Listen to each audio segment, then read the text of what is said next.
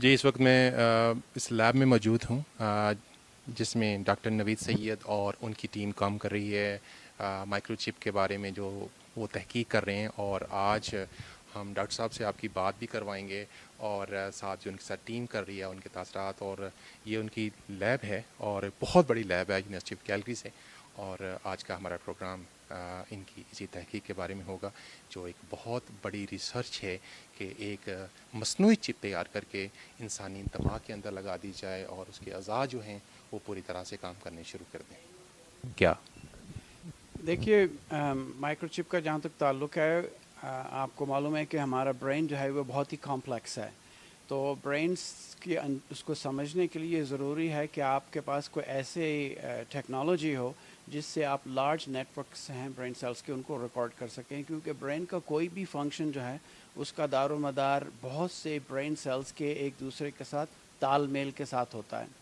تو پہلا تو چیلنج یہ ہے کہ جب برینس کو اگر آپ نے سمجھنا ہے تو اس کے لیے آپ ایسی ٹیکنالوجی ڈیولپ کریں کہ جس میں آپ large networks of brain cells کو ریکارڈ کر سکیں. اور دوسرا مسئلہ دیکھیں یہ ہے کہ وہ لوگ جن کی اسٹروک، ٹراما، انجری یا نسیان کی بیماری ہے یا راشے کی بیماری ہے کی وجہ سے جب برین سیلز ڈیمیج ہو جاتے ہیں تو اس کا کوئی علاج نہیں ہے، ان برین سیل کی ریپلیسمنٹ نہیں ہے. تو دوسرا جو اہم انوالومنٹ یا رول چپ کا ہے وہ یہ ہے کہ آپ ایسے آلات کو ڈیولپ کریں کہ جو برین کے معذور حصوں کو یا انجرڈ ہوئے ہوئے حصوں کو آپ ان کے فنکشن کو ریپلیس کر سکیں. تو یہ چپ کی وجہ سے یہ کام ایسا ہو سکتا ہے. جی ڈاکٹر صاحب، میرا دوسرا کویشچن یہ ہے کہ یہ تحقیق آپ نے کب شروع کی اور اس وقت سے لے کے اب تک آپ کہاں تک پہنچے ہیں؟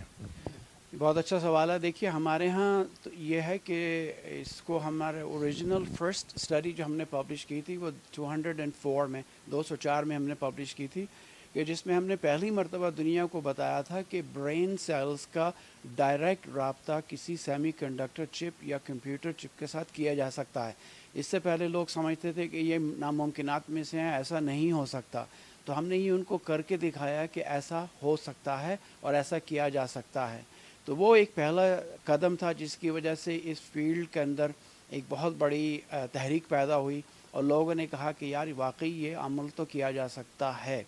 تو اس کے بعد سے ہم نے بتدریج اس چپ کو ڈیولپ کرتے کرتے اس سٹیج تک لے آئے ہیں کہ اب ہم ان انسانوں میں، ان بچوں میں کہ جن کو ایپیلیپسی ہے یا مرگی کے دورے پڑتے ہیں، ان کے اندر یہ چپ ایک ڈیٹیکشن ڈیوائس کے طور پہ امپلانٹ ابھی کیے جانے والی ہے. تو یہ ایک تجریجی مراحل ہیں جن سے گزرنا پڑتا ہے، کیونکہ دیکھیں برین ایک بہت ہی نازک عضو ہے اور اس میں آپ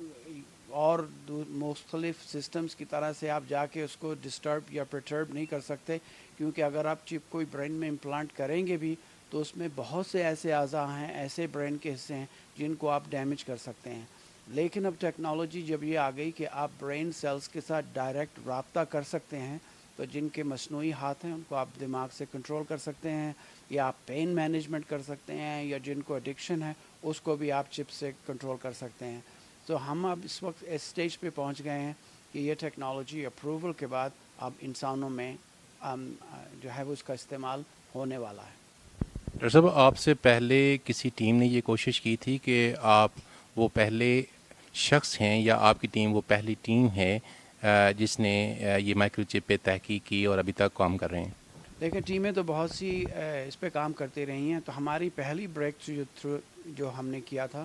وہ جرمن ٹیم کے ساتھ تھا. وہ جرمنی میں ہم نے مل کے اس پہ کام کیا، کیونکہ وہ بھی 1400-1500 سال سے اس پہ کام کر رہے تھے، اور ہم مختلف طریقوں سے برین سیلز کی ایکٹیویٹی کو ریکارڈ کرنے کی ہم کاوشوں میں مصروف تھے. تو ہماری ٹیم جو تھی وہ پہلی ٹیم تھی جس نے دنیا میں ایک ایسی سیمی کنڈکٹر چپ بنائی جس سے برین سیلز چپ کے ساتھ بات کر سکیں اور چپ برین سیلز کے ساتھ بات کر سکے.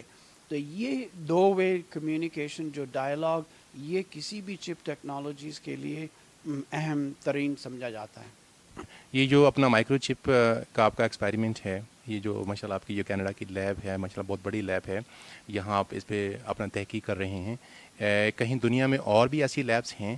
جو اس پہ کام کر رہی ہیں؟ دیکھیں دنیا میں مختلف لیبز ہیں اور مختلف نہج پہ، مختلف سٹیجز پہ اس پہ کام کر رہے ہیں. کچھ لوگ جو ہیں وہ نان انویسو ٹیکنالوجیز جیسے برین کے اوپر باہر اسکل پہ الیکٹروڈس لگا کے یا ورچوئل ریالٹی ہے، ان ٹیکنیکس کے اوپر لوگ کام کر رہے ہیں. لیکن ہماری دنیا میں لیب وہ واحد ہے کہ جس میں ڈائریکٹ برین سیلز کا رابطہ کسی سیمی کنڈکٹر چپ سے ہوتا ہے، اور ایک سیل کے لیول پہ جس میں ایک برین کا جو سیل ہے وہ چپ سے باتیں کر سکتا ہے اور چپ جو ہے وہ برین سیلز کے ساتھ بات کر سکتی ہے. تو ہم سمجھتے ہیں کہ یہ ہمارے لیے اعزاز ہے کہ ہم پہلے ہی اس میں سب سے بڑا بریک تھرو ہمارے ہی یہاں ہوا تھا، اور اس ٹیکنالوجی میں بھی ہم دنیا میں لیڈ کرتے ہیں.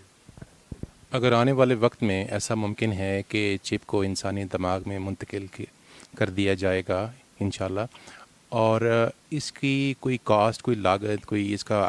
یعنی کہ آپ کو آئیڈیا ہے کہ کسی بندے کے اندر مائکرو چپ کو منتقل کرنا اور اس کو کامیابی سے آگے لے کے جانا، تو اس پہ کتنا خرچہ آ سکتا ہے؟ دیکھیں، کسی بھی انسان کے اگر ٹیکنالوجی کی وجہ سے وہ چل سکتا ہے، پھر سکتا ہے، یا اس کے کسی بچے کے چہرے پہ مسکراہٹ آ جاتی ہے، تو اس کی کوئی قیمت نہیں ہے. تو ہمارے یہاں سائنس میں ہم ان چیزوں کو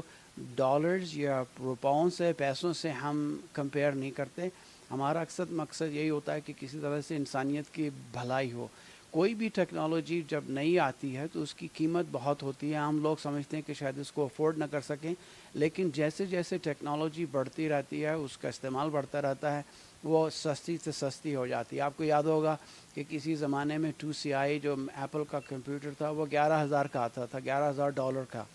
اور اس میں صرف 2 میگا بائٹ کی جو میموری ہوتی تھی. اور اب وقت کچھ ایسا آ گیا ہے کہ آپ کو جو ہے وہ کہیں پہ بھی میلاد میں چلے جائیں یا کسی پروگرام میں چلے جائیں تو آپ کو 8 گیگا بائٹ کی USB لوگ فری میں دے دیتے ہیں. تو ٹیکنالوجی شروع میں ہمیشہ مہنگی ہوتی ہے، لیکن وقت کے ساتھ ساتھ اس کی قیمتوں میں بھی کمی آ جاتی ہے. لیکن جب انسانیت کا اس میں کوئی ایسا امر جو انسان مفلوج ہو گیا ہے اس دیکھ سکتا ہو، اس ٹیکنالوجی کی وجہ سے چل سکتا ہو ٹیکنالوجی کی وجہ سے، تو معاشرہ یا کوئی بھی کام اس پہ اوپر کوئی قیمت نہیں لگاتی.